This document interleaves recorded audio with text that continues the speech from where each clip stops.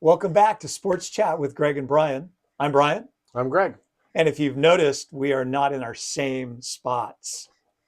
I figured something out, Bryan.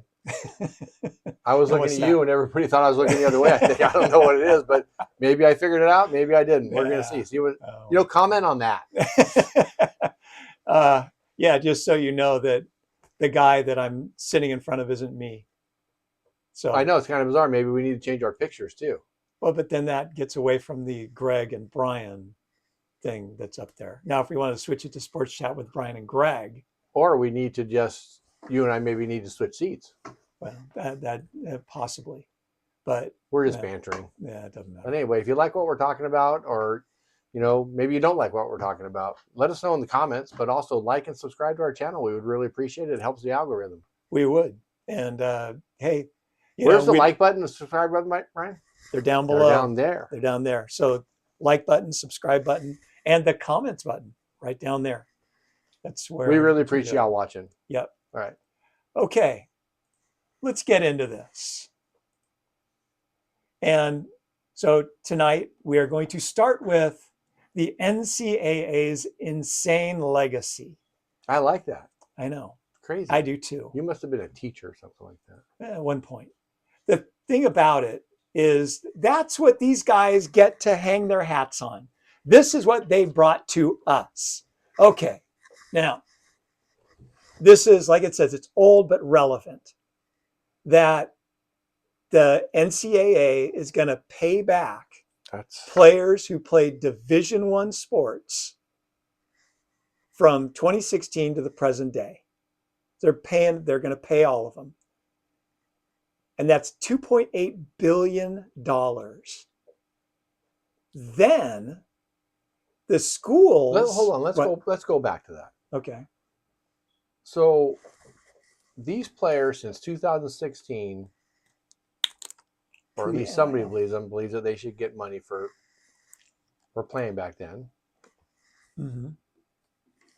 Is it that's like a class action lawsuit then, right? That's exactly what it was. And so the lawyers are going to get 30% of that. Yeah, they're going to rake in $1 billion. And then 1.8 billion is going to go to the players. Which is how many? I mean, I don't know. 8,000 players. Yeah, that's not the point. The point of this is what the NCAA has now done. They're paying. The NCAA is paying people who played. This is no longer collegiate athletics. This is professional athletics. Absolutely. And then, all right, now go on to the next. Right. The next paragraph there, starting July 1st, every school, and they're going to have $20.5 million to spend on every school payments. Every school. Every D1 school. Yep. Which is like 125 to 130 something D1 schools. Yes. Depending on which sport it is. And that's going to open up a huge can of worms. I'm no math major, but that's a lot of money. It is. And who's paying for that? The NCAA. Right out of their pockets. Yep. So right out of your ticket sales that you are now going to games, love those increased ticket prices, and that beer is now going to be, instead of $14, going to be $22. Okay. Do they sell beer at college games? Oh, yeah. Okay. I didn't know. I haven't. It's been years and years and years since I've been to one. Here's the thing. Now, this is where it's going to get wacky, because if the university is paying players to play, are they employees of the university? Well, is the university really paying them, or is the NCAA paying? So, no. Well, the university is going to pay them. Because when I looked up the N.I.L collective, it states specifically that they can't pay them. Just a second. This is no longer NIL. This is each school can pay athletes through revenue sharing, and it's 20.5. It's the schools that are going to pay the athletes. Revenue sharing. Yep. Okay, so this is two things now. Number one, if you're paying that player, are they an employee? The next thing is, if they are an employee and they decide to leave, you can sue them for breach of contract. Right. So here's the deal. I think it was either MLB or NFL that decided to do player revenue sharing, and the teams could have been basketball. The really bad teams just kept the money, and they never paid their players. Like it was supposed to go out and get better players. So you're sharing like because Yes, New York, Los Angeles have big markets, and Kansas City didn't have a big market, or Cleveland, right? They just kept the by money. comparison. I mean, That it that is an that could option. easily possibly happen. It is, it could. That a school would be like, oh, I just got myself $20.5 million. I'm going to go spend it on administration, Yeah. which is However, I believe that this money is earmarked for athletics. right. But so what happens when people earmark it is very, very prevalent in school districts. Yeah. They say, oh, we're going to go get a lot of money for this, but then they say, okay, but it has to be used. So we're going to take that budget that we used to have for that and put it somewhere else. Yes. So they're going to take, let's just say they had $10 Okay. million Well, here. that's kind of beside the point. No, it isn't, because this is ridiculous. This is how ridiculous this is. I'm looking at this from the perspective of this is a way to make players stick to a university. If the NCAA is that smart to do that, I will go on the show again and say, I'm sorry, NCAA, you're super smart. But I don't think they're that smart. Hey, I don't think that's the reason why they're doing this. It's going to come up because what's going to happen is universities are going to pay these players. The players then, when they enter the portal, the NCAA, the university can then say, well, wait a second, we have a contract with you that you're going to stay at this school. You're breaking your contract, and in doing that, now you've got problems. Okay, so Georgia had that happen with one of their players a while. I think it was 2 years ago. A guy left, and they did sue because it was in their contract that he had to pay that money back. Well, but that's NIL. That's the NIL. I know, thing. but that's what I'm saying. Different. It's going to be a similar type thing, is what I'm saying. Maybe. It's a contract. Yeah, exactly, and you're breaking your contract. Mm-hmm. I don't know. It's gonna be weird. The next thing is, and like it says in that bullet point, what happens if the players unionize? What do you mean if? They're going to. They're going to strike. There will be no NCAA football. Or basketball, or basketball, or girls softball, or whatever. Which might be the best thing that happened. It just. And I love NCAA football. Yeah. I mean, it's just probably, other than hockey, it's probably one of my favorite sports to watch. It's just this is opening up such a huge problem that you and I probably haven't even scratched the surface of. Well, I think that the NCAA is actually trying to solve this problem by saying, okay, we're going to start paying you guys, and then they're going to say, look, you're held accountable for this. Yeah. I maybe they are that smart. They could be. And they've got lawyers. We'll find out. All right, let's see what the next thing says here. Okay. Oh. This guy, Prince Will Umanmielian of Ole Miss, LSU. Now, this is just setting a pattern. And this will make sense.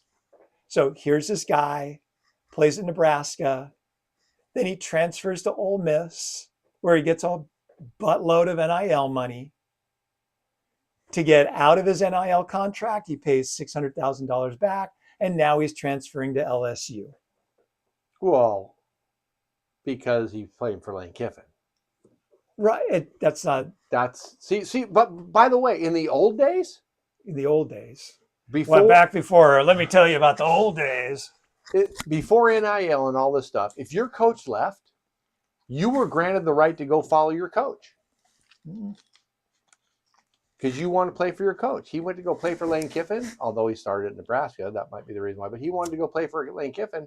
Lane Kiffin jumped Ole Miss and went to LSU. This guy's going to play at LSU because Lane Kiffin wants him to play there. I don't think he should have to pay that $600,000 back because his coach left, who he went to go play for. That's a good point. I am looking at this as a pattern of behavior. It's an absolute pattern of behavior because there's a guy that left Alabama, went to USC for a year, Bear Alexander, and now he's at Oregon for 2 years. Okay. Same thing. Essentially, yes. And I mean, both coaches, both quarterbacks of the championship game. I mean, well, they all played at different schools. All right. And then transferred. He's a defensive lineman. Okay. Or he's an edge rusher or something like that. Yeah. All right. So click the little button here. And I believe we talked about Darian Mensah last week. Yes. Here's the pattern of behavior. Left Tulane to play at Duke. Signed an NIL contract at Duke. So he played 1 year at Duke. At the end of this past season, at the very end of the transfer portal, he entered his name in. And the NIL collective at Duke said, wait a second, we had a contract. And they worked it out. He had to pay a huge amount of money back to them to get out of his deal. And now he's going to Miami, which is, by the way, in the ACC. So he's transferring from one ACC school, Duke, to another ACC school, Miami. Why is he going? Well, he probably thinks he can get more money, and two, get a championship. And I'm hoping he's going for the championship. I'm hoping he's playing for the championship. He's going for money. Come on. Is Malachi Tony staying at Miami? I don't know. Yeah. If you're Malachi Tony, though, now you're looking going, okay, you've got a quarterback here, Darian Mensah, who's in that Heisman Trophy discussion. Mm-hmm.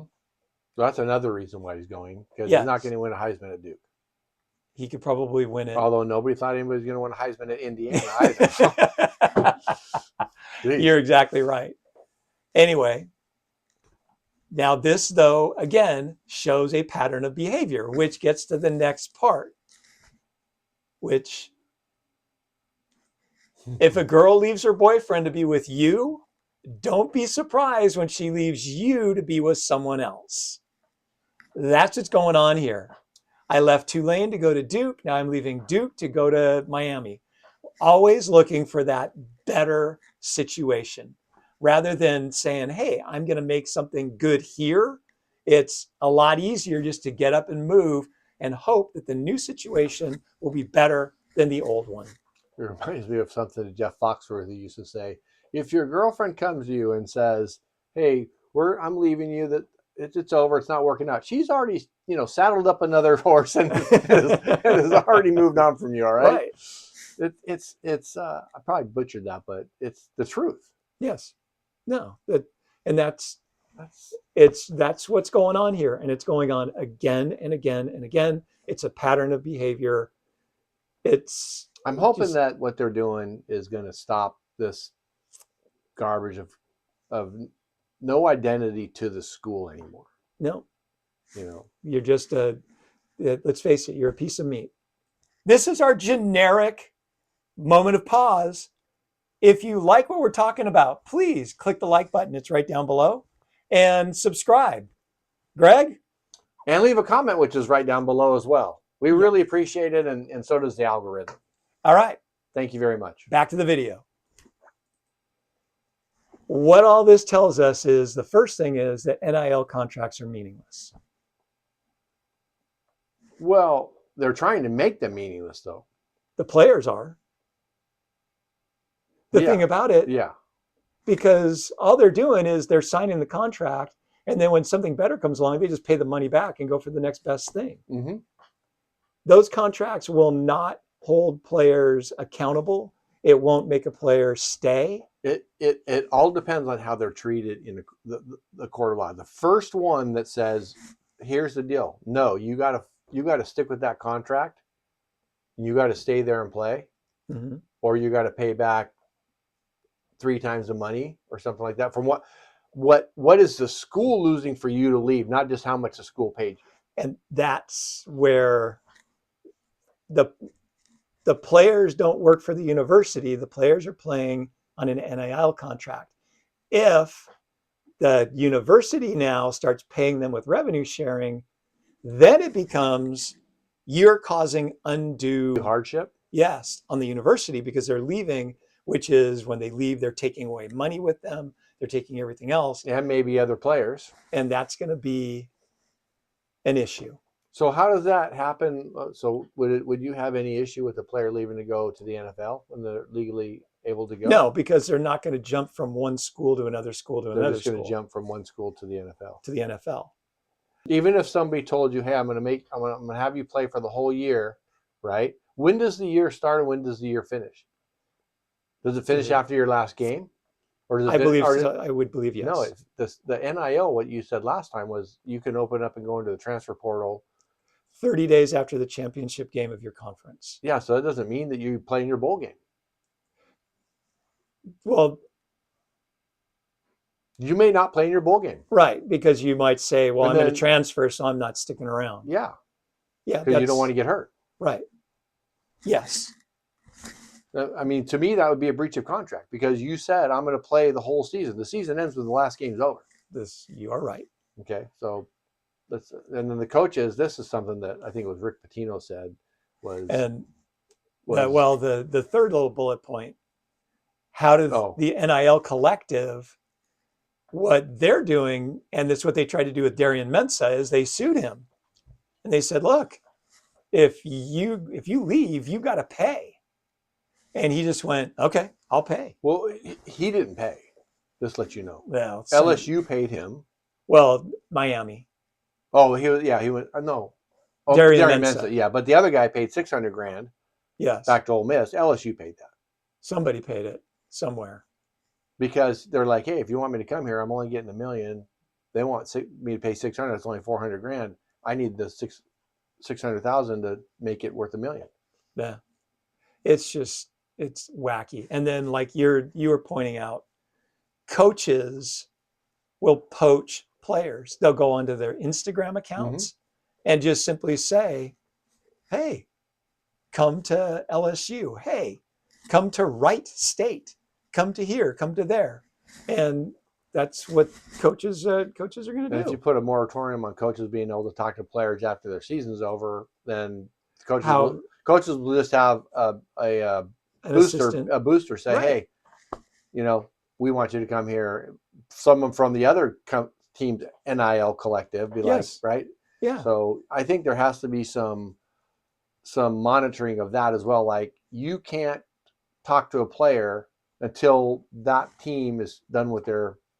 I don't think you should be able to talk to a player at all, but it doesn't matter. There's still coaches and NIL collectives are going to poach players. The only way that they should another way that they could stop that is if they would put a penalty on the program, like, hey, you just took this kid out of this program. He already had an NIL. It's going to cost you another $500,000 or something like that.